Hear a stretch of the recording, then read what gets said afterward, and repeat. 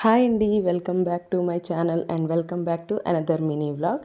మీకు ఈరోజు ఈ మినీ వ్లాగ్లో నేను ఒక 2 టెంపుల్స్ని అయితే చూపించబోతున్నానండి. అదే అతి మహాబలేశ్వర్ అండ్ మహాబలేశ్వర్.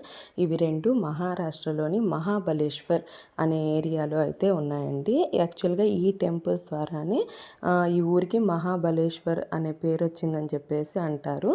ఇక్కడ ఇక్కడ శివుడు రుద్రాక్ష రూపంలో ఉంటాడండి. మహాబలేశ్వర్ మందిరంలో 5,000 సంవత్సరాల క్రితం నుండి కూడా ఇక్కడ శివుడు మనకి పూజలు అందుకుంటున్నారు అని చెప్పి ప్రసిద్ధి.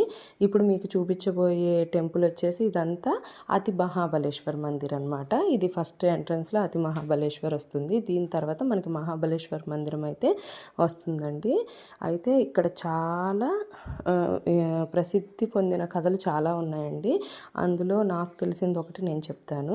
యాక్చువల్గా రావణాసురుడు ఆత్మలింగాన్ని తీసుకువెళ్ళేటప్పుడు సహ్యాద్రి పర్వతాల మీదుగా వెళ్తున్నప్పుడు శివలింగం మీద నుంచి ఒక 2 నీటి బొట్టులు కింద జారి మహాబలుడు అతి మహాబలుడు అనే ఇద్దరు రాక్షసులు ఉద్భవించారంట. ఆ ఇద్దరు రాక్షసుల్ని అతి మహాబలుడిని విష్ణుమూర్తి సంహరించారు. మహాబలుడిని మాత్రం ఎవరు సంహరించలేకపోయారు. దానికోసం అందరూ శివుడిని వేడుకనగా శివుడు ప్రత్యక్షమయ్యి ఆ బలుడు అనే రాక్షసుడిని సంహరించి జనాలకు రాక్షసుల పేరు నుండి జనాల్ని విముక్తి చేశాడనమాట. ఇదిగో ఇప్పుడు మీకు చూపిస్తున్నాను చూసారా, ఇదే మహాబలేశ్వర్ శివలింగము.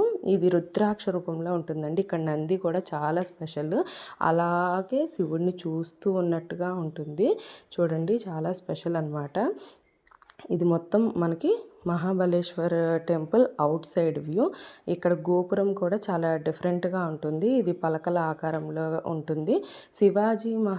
ఛత్రపతి శివాజీ మహారాజు ఈ టెంపుల్లో తన తల్లి జిజియాబాయిని బంగారంతో తులాభారం ఇచ్చారండి. ఆ బంగారాన్ని పేదలకు పంచిపెట్టారని చెప్పి ప్రసిద్ధి.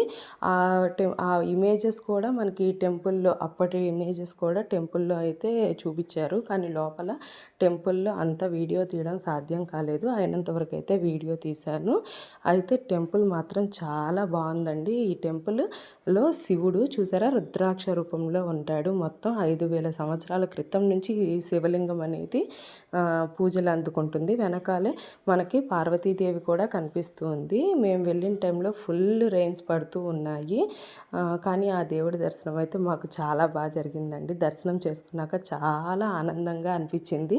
అప్పటి శివలింగాన్ని మేము దర్శనం చేసుకున్నాము అని చాలా సంతోషంగా ఉంది. ఈ వీడియో మీకు నచ్చితే తప్పకుండా లైక్ చేయండి, షేర్ చేయండి, అలాగే సబ్స్క్రైబ్ చేసుకోండి. నమస్తే.